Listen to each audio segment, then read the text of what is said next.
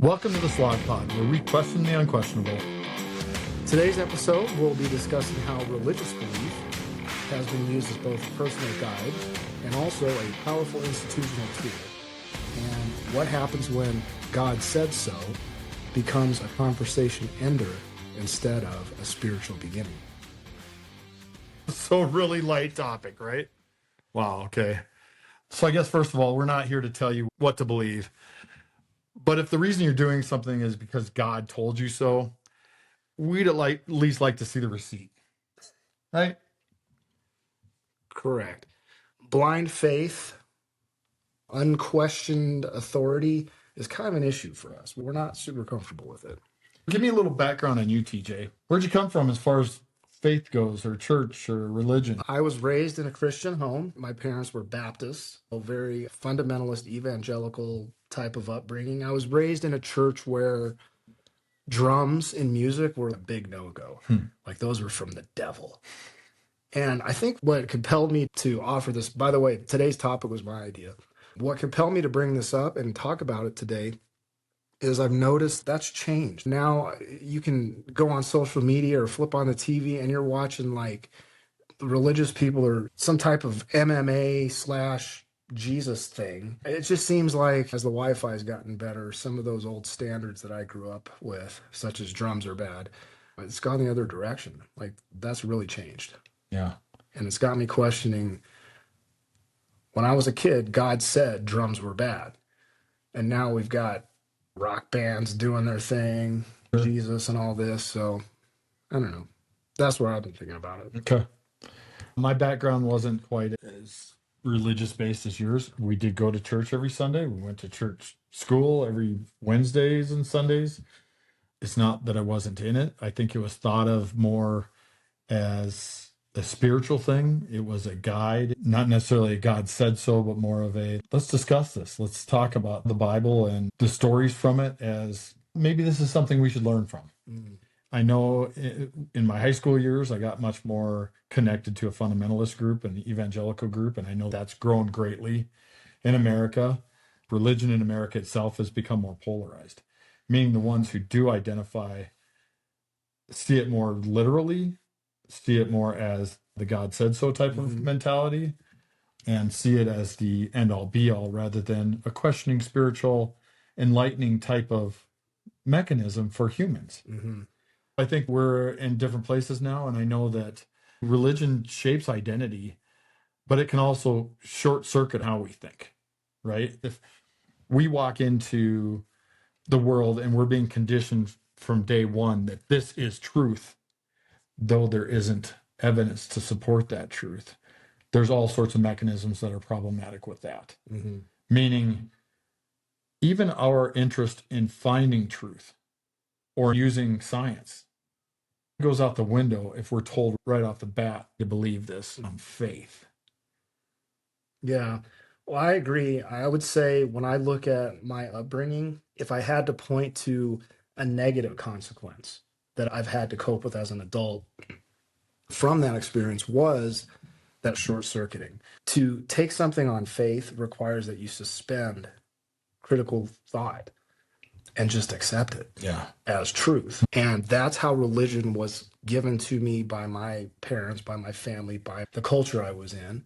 I didn't have to apply any reasoning or rationality. I was told this is the truth. This is God's word. But back to my earlier point about seeing how much religion's changed, I think that supports my current thought, which is I don't know that it could be the truth, especially if it's being adapted to all kinds of things, weaponized in a lot of ways. Absolutely weaponized. I mean, we're seeing it weaponized across all spheres, Politics, business, family, all of it. all our social systems are based on that. And I don't think that's healthy. I know that we're engaging in our slog right now, and that's why we're having this conversation. I know we've discussed it before, and this is a tough one because it seems so intrinsic to our identities.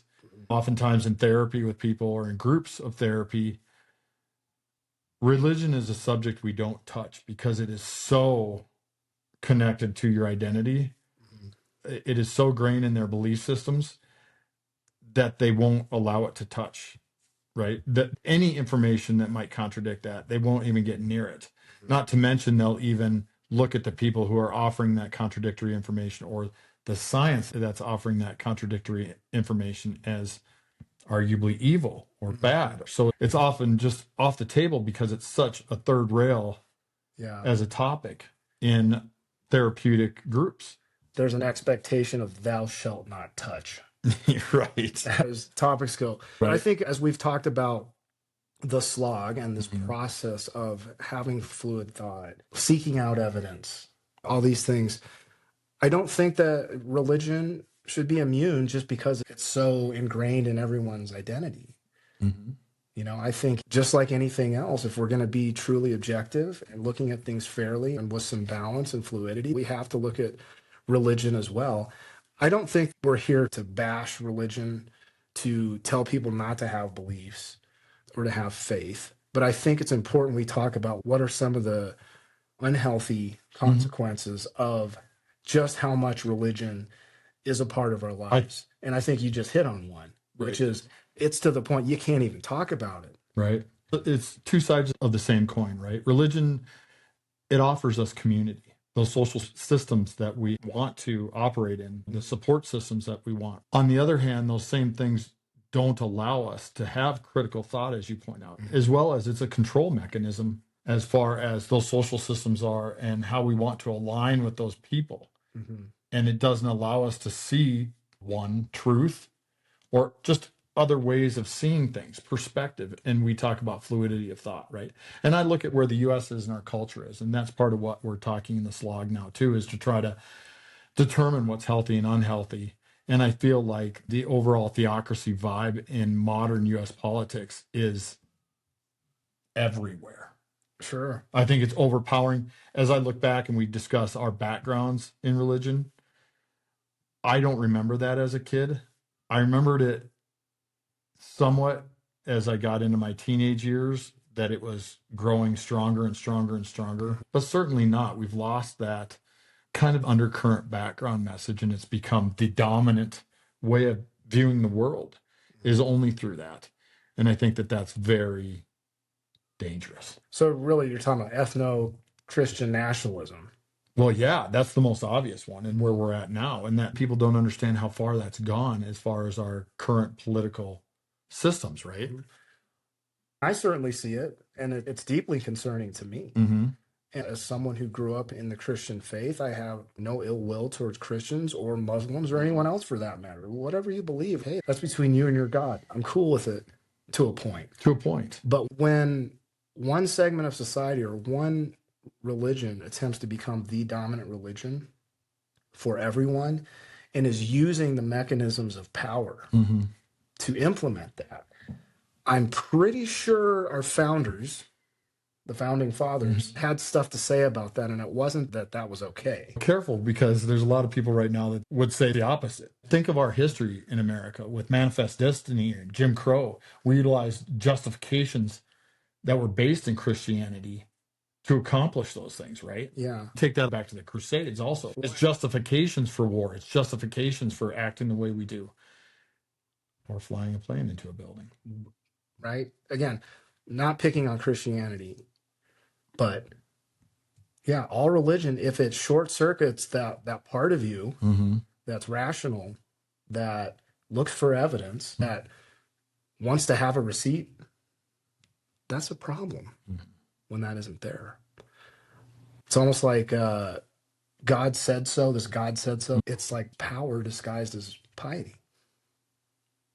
You know? Absolutely. And if you can't talk about it, then you certainly can't question it or be skeptical of it or critique it. Right. Because you might offend someone. Well, I'm here to tell you it's equally as offensive to me to see one group or to see any religion try to dominate. I have an anecdote I share frequently with folks when we're talking about this.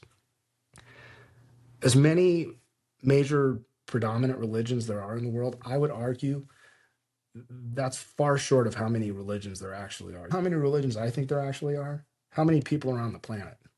Yeah. There's about that many religions, because you talk to a person of any particular faith group, and you talk to their peer in that same faith group, you're not going to necessarily always have the same interpretation Right. or ideas around the same theology. Mm-hmm. So is there a cherry picking selective? There absolutely. I think there is. As we talk about people preaching, right, proselytizing, Mm-hmm. interpreting what a certain book says, or books, as we talk about Mormonism, and Mm-hmm. it's interesting how people are interpreting things differently and screaming at the top of their lungs that this is the truth.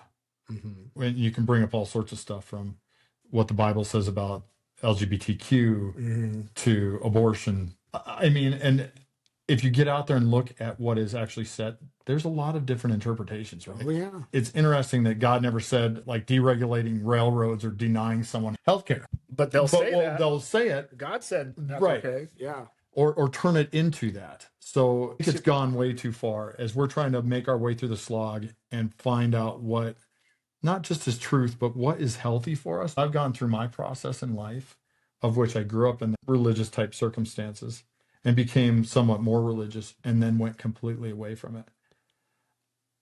I've almost come full circle. And I'm not to say that I'm back to being religious. It's that I realize I like pieces of spirituality. Sure. I like stories that humans several thousand years before us came up with to express their experiences. I love that. I think that's healthy. I think it's good. It creates a culture when it's not that rigid in thought. Correct. Or that somebody's declaring that this is what this Bingo. states. That when one group says this needs to be the way everyone needs to be, Mhm. now we've got a problem. Right. But that seems to be The happening question all the time. the question I have right now is, why does it seem like Mm-hmm. God is always telling these people they're the one, right? He always seems to agree with who's in charge. You know, when we were in Iraq, I remember having a conversation with a Muslim guy, Mm-hmm. and he asked what religion I was, and I told him, "Oh, I'm a Christian." He was obviously Muslim. Mm-hmm. He looks at me and cocks his head, and he says in very broken English, "What religion do you think you'd be if you'd been born here?" Mm-hmm. And I was like, "Holy crap!" Iraq is a culture where predominant religion Mm-hmm. had taken hold. There were two factions fighting each other over who was more right, whose God was more right. But I think his point illustrated to me for the first time in my life that maybe my religion isn't the only one. And actually, it can't be the only one. But anyway, now we're getting into theology. Sure.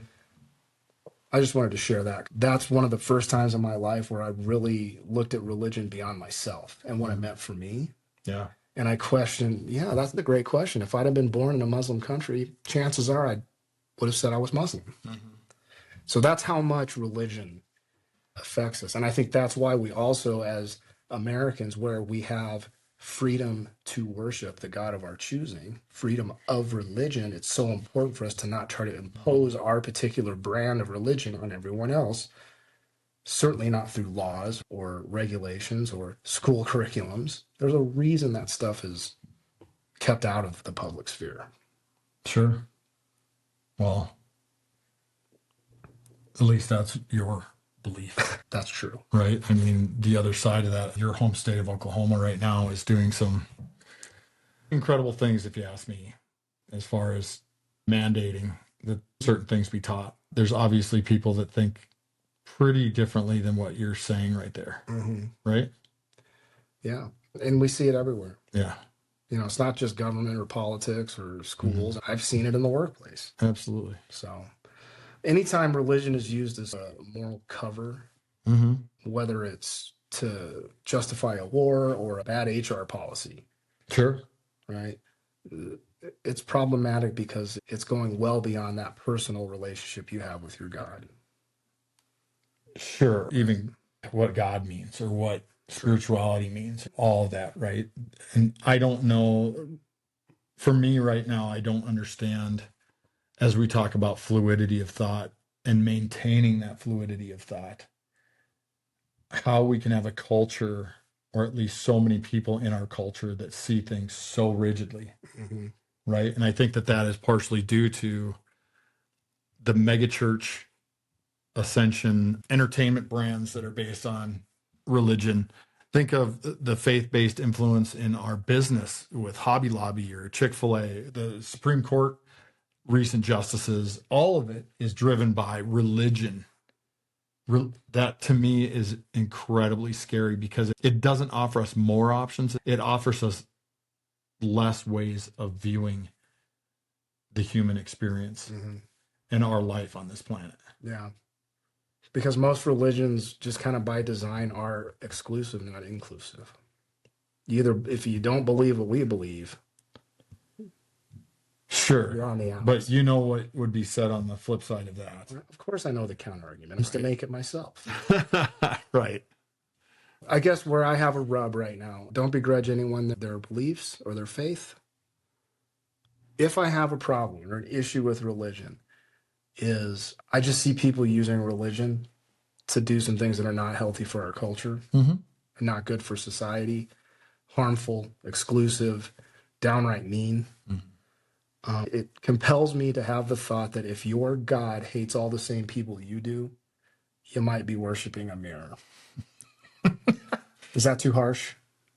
I think it's accurate. But I'm struggling as I'm slogging through this. I feel like I've slogged through the continuum that is religion and spirituality. And I continue to. It doesn't, and that's why I said I feel like I've come full circle. And that even within that, I still remain flexible.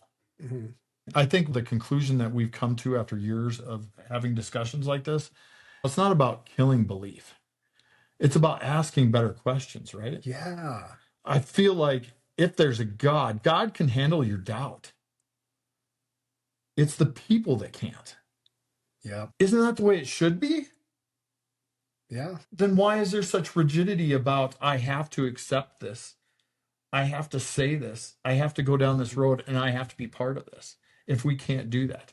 Do you think people even understand what we just said? I think a lot of people can, but I don't think that it's commonly applied to the question of religion or faith. It's applied to other things. So again, we're just Because that's because you can't going there. because you can't. You can't question the unquestionable.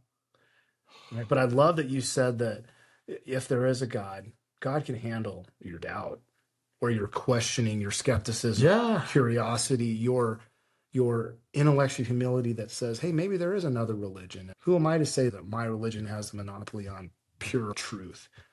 I think God can handle that. At least every God I've learned about seems to handle that. But when it's harming others or even harming you, that's a real issue. The thing with religion and faith specifically, faith, as I learned it as a kid, was believing in something you can't see, for which there is no evidence. That is the essence of faith, believing in something you can't necessarily prove. I don't want to take that off the table because I think there can be some good things that come out of that type of thinking. But I think real faith shows up in the hard stuff. Empathy, how we treat our neighbor, nuance. There's more than one religion. Everyone can't be right or everyone's wrong.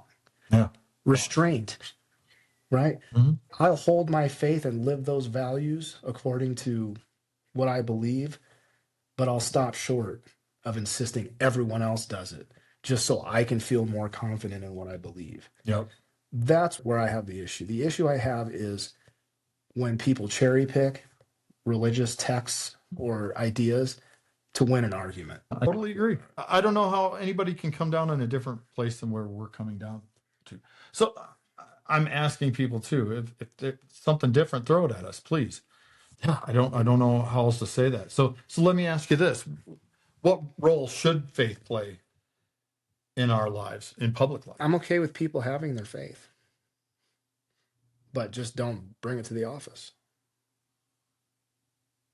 For all the reasons I mentioned. Why do you think they do that? Is that just for that social connection? I think that's part of it. And also, to their credit, there is an earnest belief that they are loving their neighbor by telling them that they're going to go to hell if they don't believe a certain way or follow certain steps. Sure. So there is a percent of love, right? I'm giving you this admonishment in love. Yeah. You know, But when it comes to the public sphere, no, I don't think it's right that it's there. How would you say people should separate values from dogma? Well, that's easy. If you think about it, you can have values without being dogmatic about it. There are some universal moral values, like don't kill people. We know that from the moment we're born, do we not? Some people would say it took religion to offer values to you. Perhaps. You know the answers to these questions. Right. You know what's going to be said on the other side. These are still being debated every day. However, I think when it comes to those sorts of things, we have to default to the broader view. To me, anyway, this isn't like 999 out of 1,000 people are saying that. This is very debated, right? You just brought up killing. Now we go to abortion. Well, then maybe and that's how it. people view that or what that perspective is. And I think when it comes to those viewpoints, we have to default to the larger, broader view. I can't believe that our Supreme Court justices, that some of them don't see it in that way. I feel like many of the things that have been adjudicated throughout time in America generally tend to fall in that direction. Mm-hmm. That they are adjudicated with the broader belief Mm-hmm. in mind, because it encompasses all of it rather than just some of it. That means you can maintain your viewpoint because our culture is that split. It's not 95% to 5%.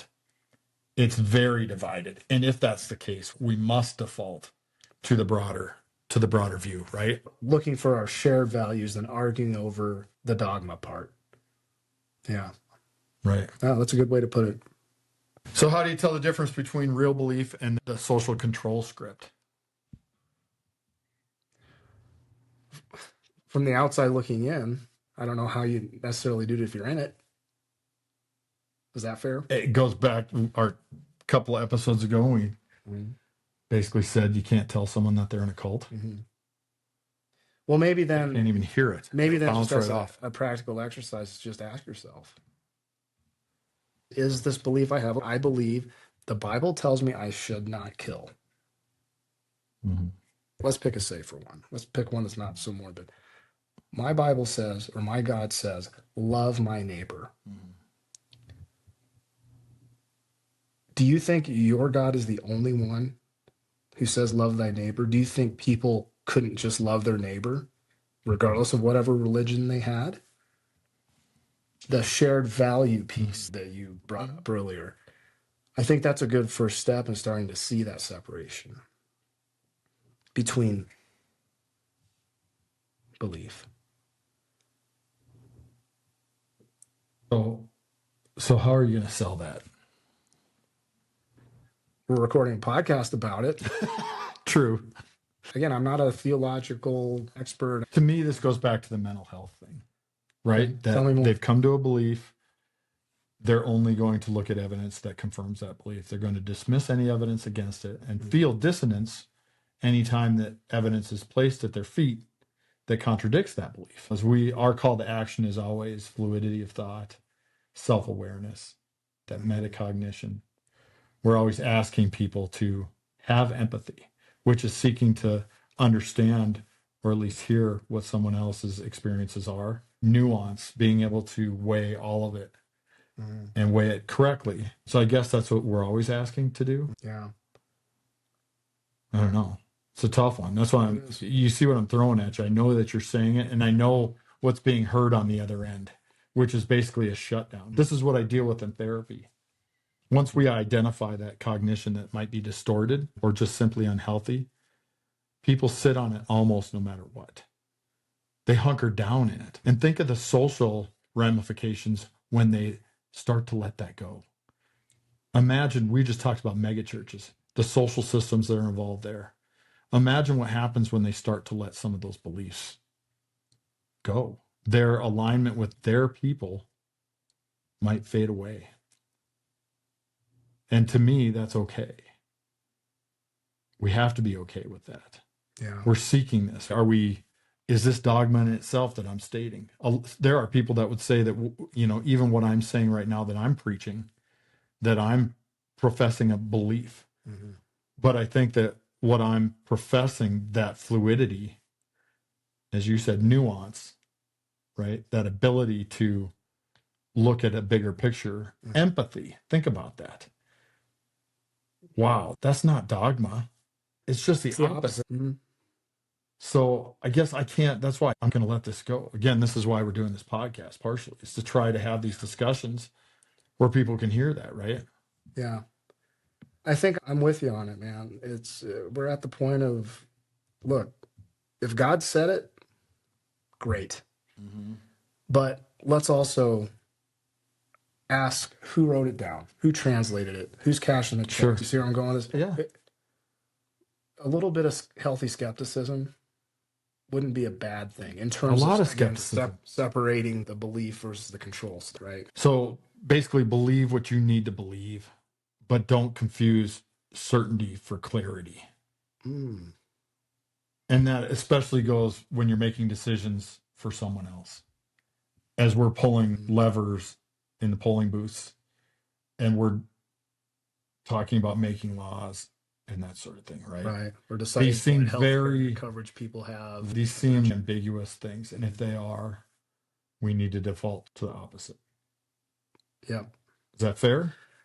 Fair enough. I know that we've had this discussion many times, and I think we wanted to throw it out in front of people because I think it's very important. Maybe the most important. One of the most fundamental, as I talked about often, not even being able to talk about religion in therapy groups because it's such a hot topic. I would argue that no, we need to talk about it because that's what allows our minds to be flexible. Yeah. I'm not saying take it away from you. As you said, if God said it, great. However, I like the skepticism. Let's keep it there. I like spirituality. I like what this could offer me. But I'm not going to say that this happened based on no evidence. But that's me. Yeah. That's me. Yeah. Well, and you qualifying it by saying that's me, that is the humility that we talk about too. It's just recognizing that, yeah, this is what we believe. But we also hold open the fact that we might not be right. And if there is evidence that we're wrong, bring it. Please, all day long. You know? I agree. Give it. I'm willing to overturn my belief. Yeah, I would do it if it meant I was healthier and less rigid in my thinking. Absolutely. Just know where I am right now. I wouldn't be here had I not been flexible and fluid to get here. My conversation with the guy in Iraq, that was the start of more change. fluidity. And had I not allowed myself to do that, I may not believe what I believe now. And in 5 years, 10 years, whatever, I hope it's different because I've gotten more evidence. More information. Yeah. I think it's important for our culture. Maybe this is a kind of a final way of looking at this and that. Right now, as we're going through this slog and we're trying to gain our sanity back, and we're seeing this happen in America, these decisions are being driven by religion. It's driving a wedge in our culture, and it doesn't need to be there. It's harmful to everyone. And I think that's where we should leave it, is that I'm asking everyone to look at that. Yep. Is that fair? I think it's a fair ask. Thanks for talking to me about this. You bet. We've had a lot of great talks about this. I don't think we're going to get that Chick-fil-A sponsorship. Not anytime soon. No, that's all right. Appreciate it, buddy. They still make pretty good shit. Yeah. All right. Well, hey, if you like this episode, give us a like, subscribe, comment, and of course, share. That's the main thing. Let's do this better together. Thanks, everyone.